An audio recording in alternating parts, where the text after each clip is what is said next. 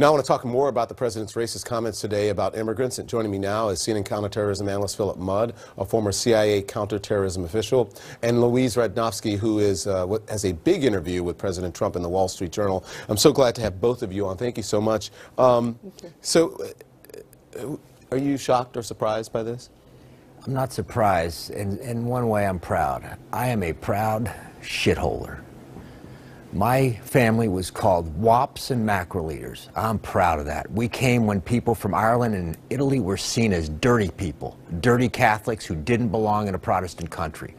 Shitholers built this country 110 years ago. They were called slopers and slant eyes.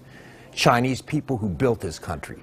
Shitholers from Japanese internment camps stayed in those camps as American citizens. And that's a legacy that we bear shame for today. Shitholers who escaped Guatemala and El Salvador, civil wars that we participated in, built this country. I work for shitholers who protected this country after 9/11. George Tenet is a first-generation Greek. I guess he's a shitholer. Jose Rodriguez was the head of counterterrorism at CIA. He's a Puerto Rican. I guess he's not welcome. I'm proud today.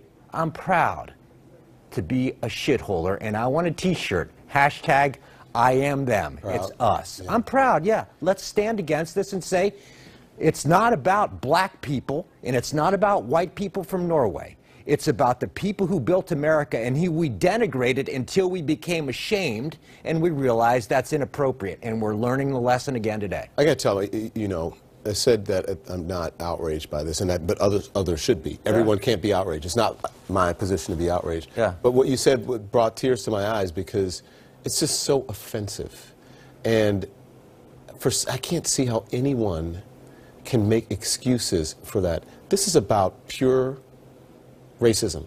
That's all it is, and to say otherwise, it's either being in deep denial or being cunningly deceiving. I've seen these conversations that this is economic, so let's be clear.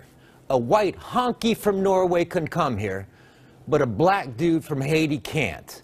What does that tell you in America that in one generation called you a nigger?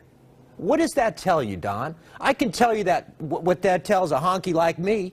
We're no different than we were a generation ago, and we're learning the same lessons that we learned when we called a Chinese man a slant eye, when we called a man from Guatemala a spick and a wetback, and we called a black man a nigger.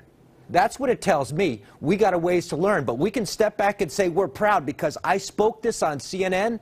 30-1, the emails I got were saying, you speak for us, and we are not from Africa, and we're not from Norway, we're from Italy, we're from Ireland, we're from Greece. Every single one of them was from a place where they would say, hey, hashtag, I'm one of them.